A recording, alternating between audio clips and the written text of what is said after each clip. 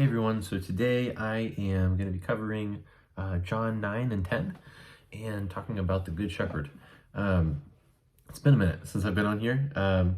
Been house sitting a few weekends and just all around busy getting into spring, summer. And so going to be hopefully making a few videos today and posting them at different times in the near future. So yeah, but anyway, so here we are, John chapters 9 and 10, right? So Jesus, he ends up healing a man who is born blind, and lots of interaction with that, which leads into his conversation about the Good Shepherd. And so if you get the chance, read both of these chapters together, because usually we tend to read them separately and not realize that this is an ongoing conversation. This is happening at the same exact moment, and the reason he uses John 10 is to answer what's happening with the Pharisees in John 9. And so I'll give that to you guys to do in your own time. But it opens up and says, "Truly, I say to you, he who does not enter the sheepfold by the door, but climbs in by another way, that man is a thief and a robber. And then he who enters by the door is the shepherd of the sheep."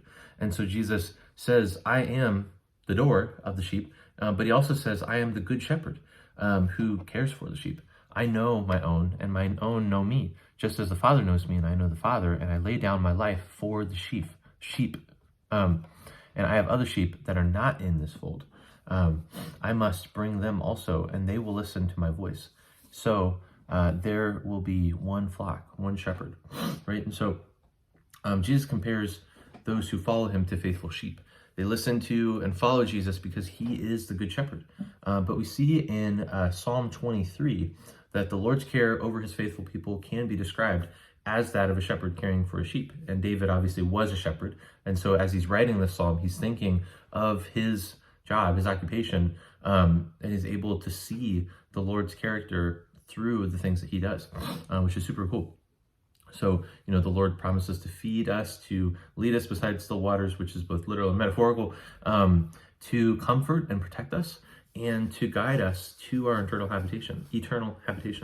But then in Ezekiel 34, we see God's judgment expressed towards the leaders of Israel who, like bad shepherds, were neglecting their people. They were neglecting their flock.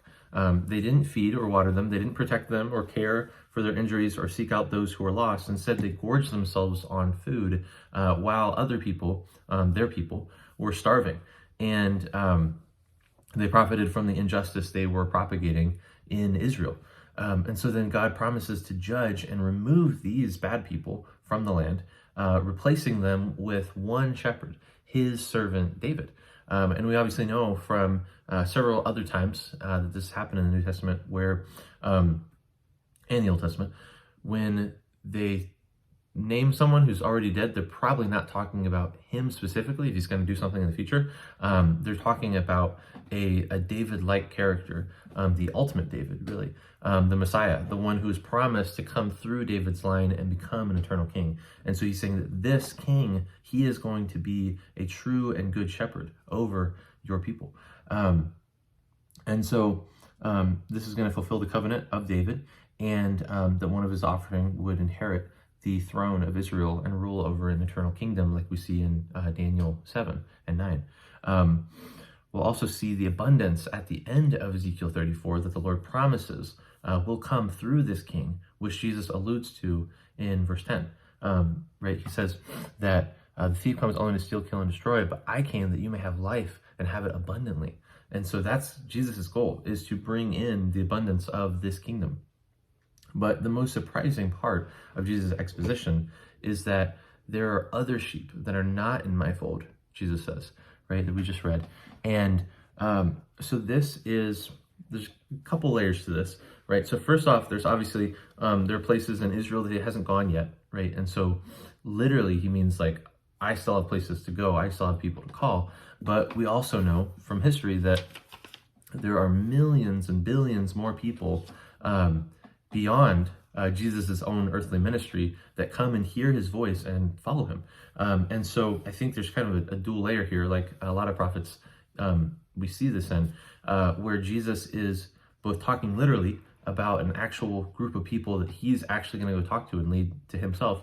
But then, more importantly, there are other flocks of sheep outside of the fold of Israel itself, that there are other people, in other nations, in Rome, in Babylon, in Galilee, in all these other areas that are not necessarily Israelites, that Jesus is going to call in, not by himself physically, but through his Spirit and through his people. And so this is what's going on here. And that's what's interesting, is that there's no Old Testament passage that directly alludes to this within reference to the shepherd. There's no shepherd passage where the Lord is shepherding over other nations. But if we read in the context of Isaiah, right, the whole back half of Isaiah 40 through 66 is all about how the Lord is going to shepherd his people, and how he's going to lead this one, his servant is what he calls it, capital S, servant, the special man who's going to die for his people, and then end up finding out that he's actually God himself.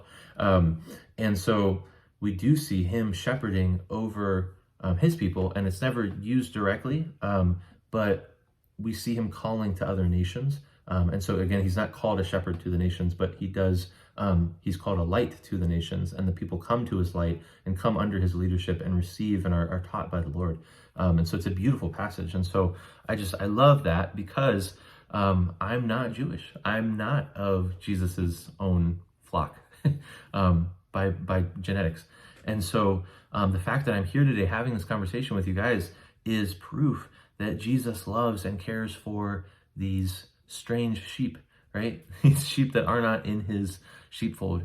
And so I am so overjoyed by the fact that in his presence there are strange sheep.